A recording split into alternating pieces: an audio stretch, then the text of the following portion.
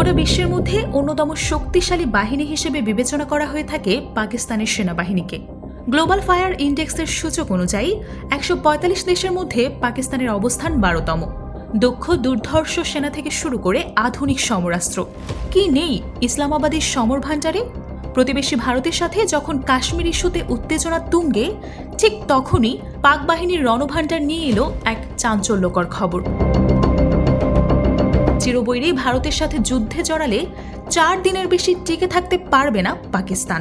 গোলাবারুদের চরম সংকটে ভুগছে দেশটির সামরিক বাহিনী, যে কারণে নয়াদিল্লির বিরুদ্ধে রণাঙ্গনে নামলে আদতে ৯৬ ঘন্টার বেশি স্থায়ী হতে পারবে না ইসলামাবাদ।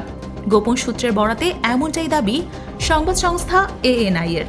যদিও ভারতীয় গণমাধ্যমটির এই দাবির বিশ্বাসযোগ্যতা পুরোপুরি প্রশ্নবিদ্ধ, অনেকেই কে হাস্যকর বলছেন।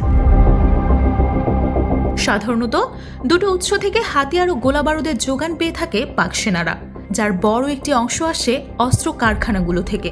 এছাড়াও মিত্র চীন, তুরস্ক ও যুক্তরাষ্ট্র থেকে অত্যাধুনিক অস্ত্র সহায়তা পায় ইসলামাবাদ। তবে ইউক্রেনে অস্ত্র সরবরাহের কারণে আগের চেয়ে এখন অনেকটাই কমে গেছে পাকিস্তানে অস্ত্র সরবরাহের পরিমাণ, এমনটাই উল্লেখ করা হয় প্রতিবেদনে। শুধু তাই নয়, পাকিস্তানের সেনাবাহিনীর জন্য পর্যাপ্ত গোলাবারুদ তৈরির সক্ষমতাও নেই দেশীয় কারখানাগুলোর, দাবি ANI এর।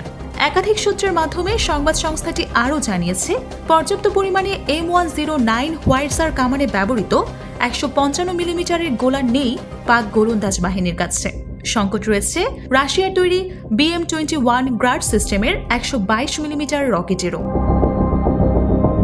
প্রতিবেশীর সাথে যুদ্ধ মাথাচাড়া দেওয়ার অবস্থায় অস্ত্র সংকটের এই ইস্যুতে সম্প্রতি রাওয়ালপিন্ডিতে বিশেষ বৈঠক করে পাকিস্তান সেনাবাহিনী।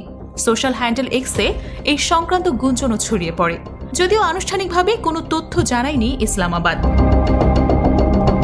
২০২২ সালে সংগঠিত রাজনৈতিক অস্থিরতাজনিত কারণে বছর দুয়েক ধরে মারাত্মক অর্থনৈতিক সংকটের মধ্য দিয়ে যাচ্ছে পাকিস্তান।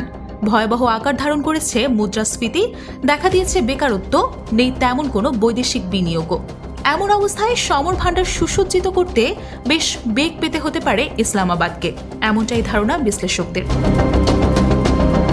তবে এসবের আড়ালে অব্যাহত মিত্র চীন, তুরস্কের সহায়তা, বেইজিং আর আঙ্কারার সহযোগিতায় JF-17 আর কানের মতো অত্যাধুনিক প্রযুক্তির যুদ্ধবিমান বানাচ্ছে ইসলামাবাদ, যা নয়াদিল্লির মাথা ব্যথার অন্যতম কারণ হিসেবে দাঁড়িয়েছে। নিরাপত্তা সংশ্লিষ্ট একাধিক সূত্রের দাবি, ভারতের গর্ব রাফালকে নিমিষেই চুরমার করে দিতে পারে পাকিস্তানের JF-17 থান্ডার, আর মার্কিন F-35 এর আদলে নির্মিত পঞ্চম প্রজন্মের কান ফাইটার জেটের তো জুড়ি মেলাই ভার। গোলাবারুদে পিছিয়ে থাকার গুঞ্জন উঠলেও ক্ষেপণাস্ত্রের দিক দিয়ে অভাবনীয় শক্তির অধিকারী পাকিস্তান। বেইজিং এর সহায়তায় ইসলামাবাদের কাছে রয়েছে দূরপাল্লার PL-15 ক্ষেপণাস্ত্র, যা শব্দের চেয়ে ৫ গুণ বেশি গতিতে ছুটে আনুমানিক ২০০ থেকে ৩০০ কিলোমিটার দূরে গিয়ে শত্রুপক্ষের ঘাঁটিতে আঘাত হানতে পারে।